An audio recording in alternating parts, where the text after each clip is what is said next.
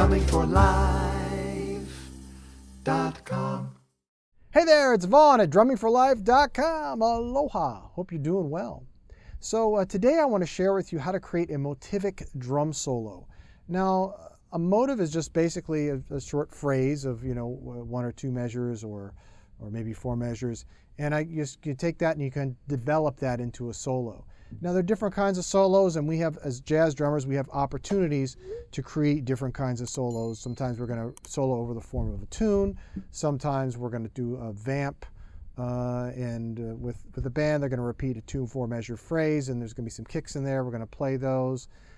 Sometimes there's just a 4-8 measure solo setting up to the next section of a song.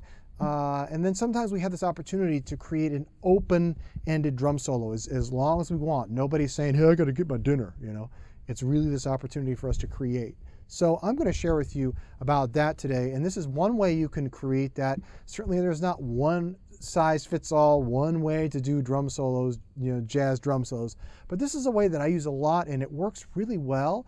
It also stokes my creativity. And I think you're going to enjoy it. So this is my Motivic drum solo.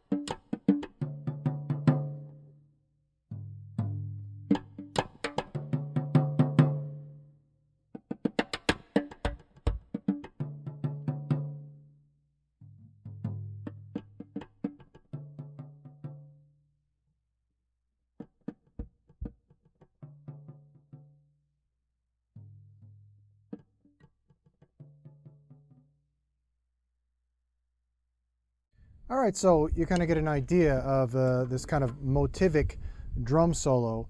And I really find that motivic solos work great, especially when you have an open drum solo kind of section where you can play whatever you want to play. If it's just a free-for-all and I just kind of go blah, blah, blah, blah, and play every possible chop I know, that gets old fast, and people get tired of hearing that fast.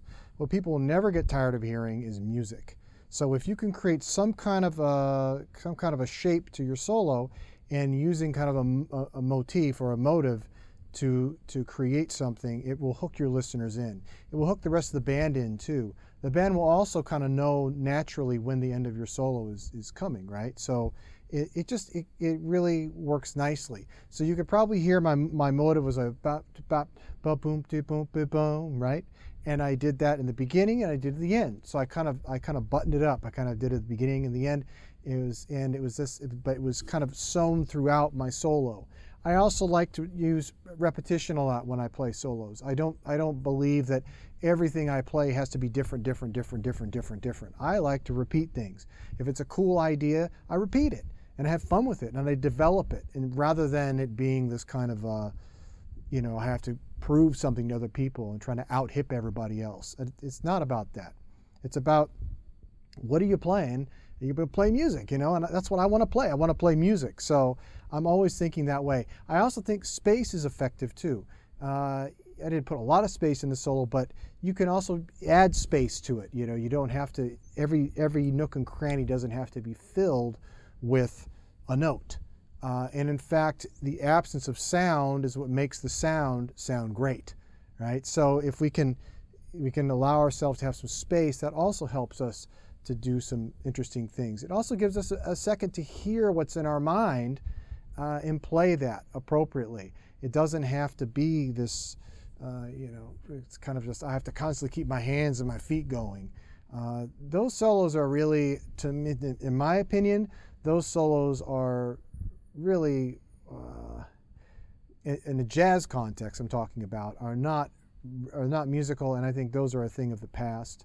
I think going forward in modern jazz drumming, we really want to strive to create something musical, even in our solos. And just remember, be cognizant always that it's a conversation. Even if we're performing by ourselves doing a solo, I'm conversing about whatever's being said on the bandstand. So for instance, whatever in the context of that song, I can draw some inspiration and bring some of that conversation into my solo. So it's never really this time where I'm completely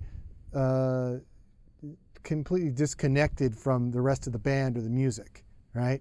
The kind of old style where I go choppy kind of jazz drum solos, those are really, I think we're evolving beyond that. And I think the more we evolve musically, the more we realize that we are really connected to the other band members, and it's not just simply an opportunity for a great, arena drum solo. This is really our chance to continue a conversation.